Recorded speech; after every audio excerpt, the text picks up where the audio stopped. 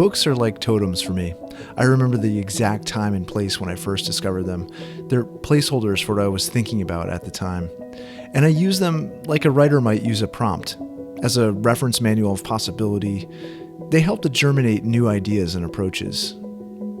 This monograph documents the work of MacKay-Lyons Sweetapple, based in Halifax, Nova Scotia. They live and practice not far from where I do. The same fog blankets our towns in the morning. We build on similar shields of granite. We ride out the same storms. So for me, this book has a special connection, but I think the work within has power that reaches beyond our shared shores. The buildings elevate and interpret their setting. They respond to gravity and climate and the horizon, the elemental forces of the earth and glaciation. They use native materials. The forms are simple and plain, derived from a careful study of the history of a place, of its people, and the traditions of indigenous construction practices that give rise to regional building typologies. These aren't sentimental works, though. They understand the past but don't seek to replicate it. These are problems that all architects face, that all architecture must resolve. Their practice was established more than 30 years ago, and the book includes more than 150 projects. For all their experience, the work retains an excitement. It has an experimental feel.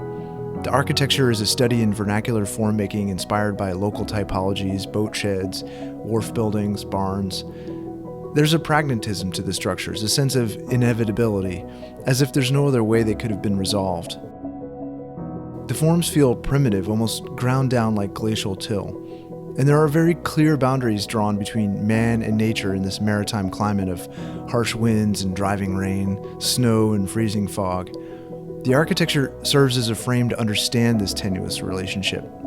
There's no adornment or formal magic. Lateral elements required to resist the wind loads are exposed.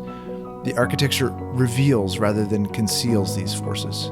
Materials are used for their inherent properties rather than any preconceived aesthetic. The place is the aesthetic, and the architecture acknowledges its deference to it. Siding is left unfinished rather than require continual maintenance, weathering in the salt fog over time. And this means your experience of the place is a little different each time you visit. There are parts of the buildings that feel temporary, all the wood sticking.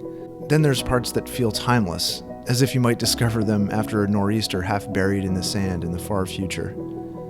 These architects build in a place that doesn't treat precious detailing or pristine finishes kindly. And to the degree that these special materials are used, say in a minimalist glass guardrail, it's easy to see why they don't work. What I love most about this book is that it reminds me why I love designing buildings. It reminds me of the value of making things. It reminds me to look more closely at unpretentious structures and to wander without purpose, with an open mind. This is a catalog of the possible. It's permission to sketch and adopt an academic mindset, to photograph, to document, and to create. And when a book can kindle these kind of emotions, it's one worth keeping on a shelf nearby. Links are in the cards. We'll see you again next time. Cheers, my friends.